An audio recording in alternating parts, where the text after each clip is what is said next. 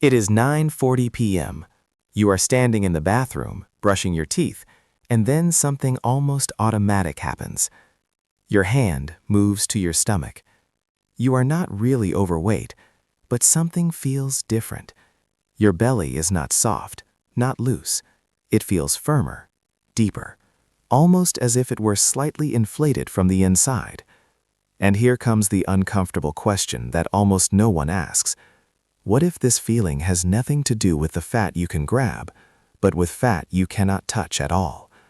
Because there is a type of fat that does not sit under the skin. It lies deeper. It wraps around your organs. And the frightening part is, you can look slim and still have too much of it. Today is about a simple Japanese walking habit. So simple that it almost seems too harmless to change anything. And yet, studies show it can reduce visceral belly fat more effectively than steady walking at the same pace. But we are not starting with the how, because before you understand what to do, you have to understand what is happening inside your body right now.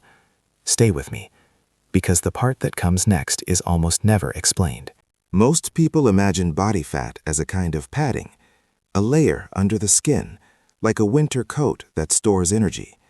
And yes, that fat exists. It is called subcutaneous fat.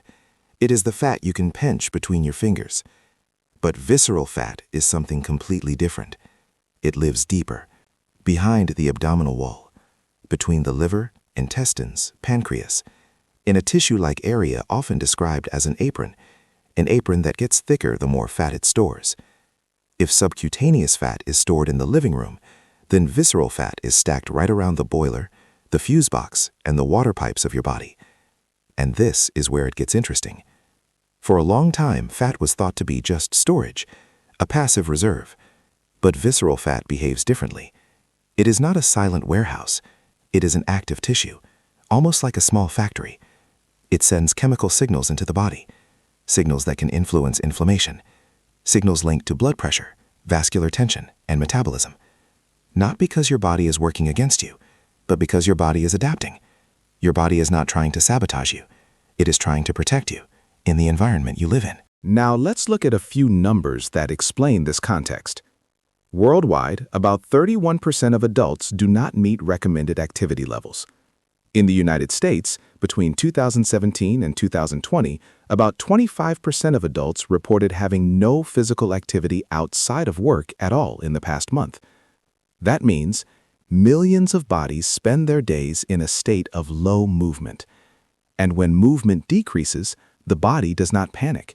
It becomes more efficient. Like a smart thermostat in a cold house, it lowers consumption and increases saving. Energy is not wasted, it is secured. And part of that security ends up deep in the belly. This is where a certain Japanese walking habit suddenly becomes very interesting, because it does not just burn calories, it speaks the language of your body. And to understand why, we need to tell the story inside your body step by step. The habit we are talking about is called interval walking training. It was developed in Japan, not for elite athletes, but for ordinary people. The principle is surprisingly simple. You alternate between two states. For 3 minutes, you walk faster. Not running, not gasping, but fast enough that your breathing noticeably increases. Then 3 minutes slower, calmer, controlled. You repeat this pattern for about 30 minutes, several times per week. But what really matters is not the minutes. It is what these shifts trigger inside your body. To understand that, we have to tell the story in phases. The first fast minutes feel unspectacular. But biologically, something decisive happens. Your muscles suddenly demand more energy. Your heart beats faster to deliver oxygen. Your nervous system sends an old, evolutionarily familiar message. We are moving. Not because danger is present, but because activity is happening. And throughout human history, activity was always a signal. Resources can be released now. Your body begins to make stored energy available. Blood sugar is mobilized. Fatty acids become easier to access. A simple test exercise scientists use is the so-called talk test. You can still speak, but you would not want to hold a long conversation. That is the point where your body becomes attentive. Then you slow down. And this is where many people make a thinking error. They believe the slow part is wasted time. But biologically, the opposite is true. This phase is like a controlled exhale. Your heart rate drops slightly. Your breathing calms, but you stay in motion. That is crucial, because now your body learns something very important. I can experience stress and recover without stopping completely. Stress, recovery. Stress, recovery.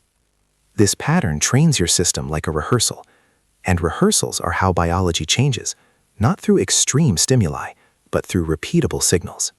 After several of these cycles, a deeper adaptation begins. You can imagine your metabolism like a hybrid vehicle. Sometimes it runs more on quickly available energy, like sugar in the blood. Sometimes it relies more on stored energy, including fat. The problem with many modern bodies is not that they cannot burn fat, it is that they have forgotten how to switch. Steady effort sends a monotonous signal. Intervals, on the other hand, train the control center. They tell the body, demand changes, adapt. And this is where visceral fat becomes interesting, because this fat responds especially sensitively to repeated signals of activation and recovery. In a multi-month study with people who had type 2 diabetes, researchers compared two groups. Both groups walked. Both invested similar total time, but one group walked steadily. The other used this fast-slow pattern. The result? The interval group improved fitness, reduced body fat, and, most importantly, reduced visceral belly fat. The steady walking group did not show these effects to the same extent. This does not mean normal walking is bad. It means the pattern of effort sends a different biological message. There is a part of this process that you do not feel in any single workout. It does not happen after 10 minutes, not after one walk. It happens when weeks accumulate. After a few weeks, something quietly changes. Your fast walking pace suddenly feels less demanding. Your legs carry you more steadily. Stairs no longer feel like an insult. But the real change happens invisibly. Your body becomes better at transporting oxygen. Your cardiovascular system works more efficiently. Scientists often measure this using a marker called VO2 max, a measure of how well your body uses oxygen. In studies with older adults, researchers found, even without elite training, even without extreme exertion, this capacity improved significantly through interval walking. And this improvement is a key to dealing with visceral fat. Visceral fat is especially sensitive to internal energy signals. It does not respond well to chaos, not well to extreme spikes that you can only sustain for a few days. But it responds surprisingly well to regular requests for usage. Interval walking repeatedly brings the body into an energy-consuming state without overwhelming it so much that the behavior collapses. And that is crucial, because the best training is not the hardest one. It is the one your body accepts and repeats. For decades, researchers believed in a simple equation. If two training methods burn the same amount of energy, they should deliver similar results. 1 hour of steady walking should therefore be comparable to walking with faster segments, if total effort is equal. But then studies began to question this assumption. In real-life environments, not perfectly controlled labs, researchers compared interval walking with continuous walking. The time was similar, the effort comparable, and yet, the interval group lost more body fat, more belly fat, more visceral fat. Researchers suspected that the after effect of higher intensities plays a role. In other words, the work does not end when the walk is over. The metabolism stays active, like a party that keeps going after the credits have already rolled. Another interesting detail comes from the original Japanese research. When researchers tried to get people to simply walk briskly for 30 minutes, many dropped out. It was too exhausting, too monotonous. The solution was not more discipline.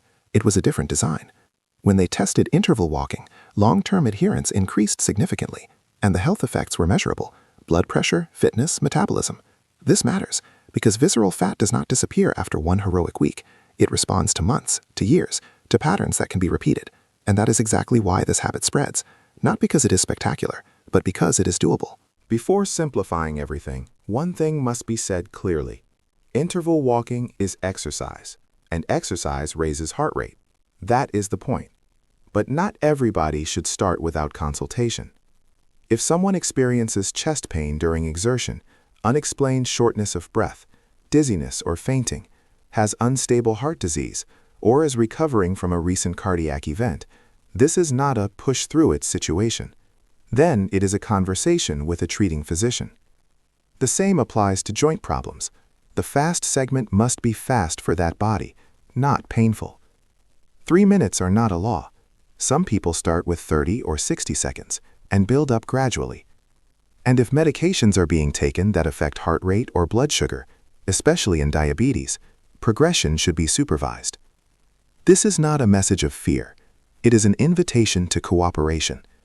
The body is not an enemy you must defeat. It is an intelligent partner you should listen to.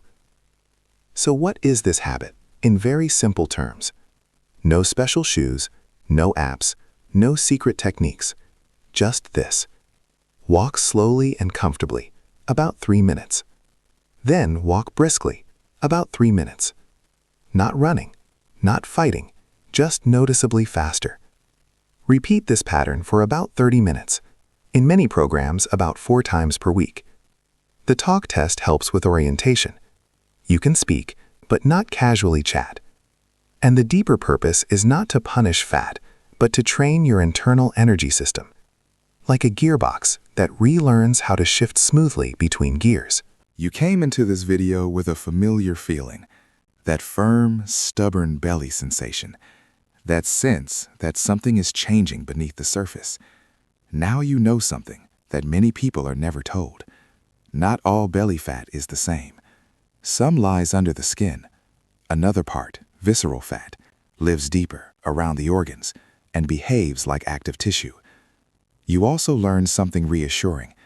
If your body has stored visceral fat, it is not because you are weak. It is because your body is a survival system. It adapts to its environment. And in a world where roughly 1/3 of adults worldwide do not move enough, many bodies remain in energy-saving mode. Interval walking is a signal your body understands, not through force, not through extremes, but through rhythm. Fast, slow, fast, slow. A pattern that research suggests can improve fitness and reduce fat mass, including visceral belly fat, when repeated consistently. The body does not change because you hate it. It changes when it trusts the signal you send again and again. When you give it a challenge, it is allowed to recover from. We move now, we recover now, then we move again. This is not a training philosophy. This is biology, learning. If you want to try this, it does not have to be a dramatic restart. Begin with 10 to 15 minutes, 1 minute brisk, 2 minutes relaxed, or walk briskly to the next tree, then slowly to the next corner. Build up to the classic 3 and 3 pattern only when your body is ready. If you want to observe progress without becoming obsessive, waist circumference can be a practical indicator, not for judgment, but for orientation, like a fuel gauge, not a verdict. What surprised you most? That visceral fat is hidden? That fat tissue sends active signals? Or that a simple walking rhythm can change internal processes? Share your thoughts in the comments. And if you tried interval walking, write how it felt in week 1 and how it felt in week 4. Someone reading this might need exactly that experience. If you want more science-based explanations without hype, subscribe to the channel. In the next video, we will look at why steady walking, despite discipline and consistency, can quietly stall fat loss and what most people overlook.